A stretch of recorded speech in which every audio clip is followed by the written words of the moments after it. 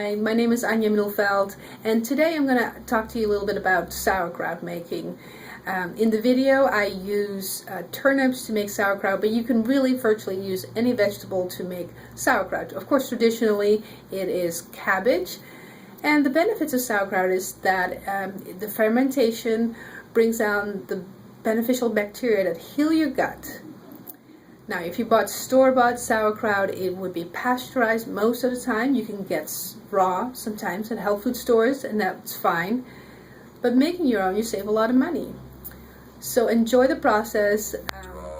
I used a grater, but I recommend using a food processor. I think it'll make life a lot easier. Let me know if you have any questions, and I look forward to hearing from you.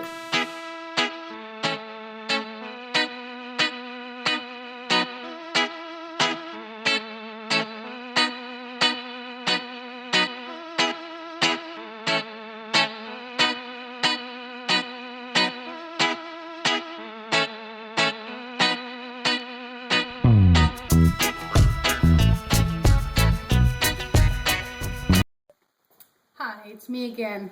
So today I want to show you about how to make sauerkraut. Simple, good for you, and I'll talk a little bit more about that later, and fairly easy to do. I have a surplus of these today. These are turnips? I think so. I think they're turnips from my garden. And what I'm going to do is I'm going to peel them and grate them. This is going to be the big job. I was trying to do it with a food processor, but I'm missing a part, so I think that is another possibility. And when I'm done, I'm going to mash it in a bowl, and then eventually I'm going to put it in this jar. And when it's all done, I'll put it in the little jars, because that's easier to put it in the refrigerator than those giant jars. So let me get them. So I've grated all the turnips. That was a big job. I can see getting a better tool than this. I'm looking forward to getting that someday soon. But here it is. Got quite a bit. So I'm just using this because this is what I have. But you can use just about any vegetable. Traditionally, of course, it's cabbage. And they say use about 4 to 5 heads to make the kind of recipe that I'm using here. I'll give you the recipe that I have. So now, next thing, I'm going to put salt in. And the salt's going to draw the water out of the grated turnips. And I have a little pounding tool that I got at the website that I'll show you as well. Very handy. That will help draw the water out. And this is what we'll use for pushing it in the jar as tightly as possible. But before I put it in a jar, I'm just going to sprinkle the salt on. I'm going to see how this amount of salt does. And start pounding away. This will probably take another little while. Just wanted to show you how that's been done.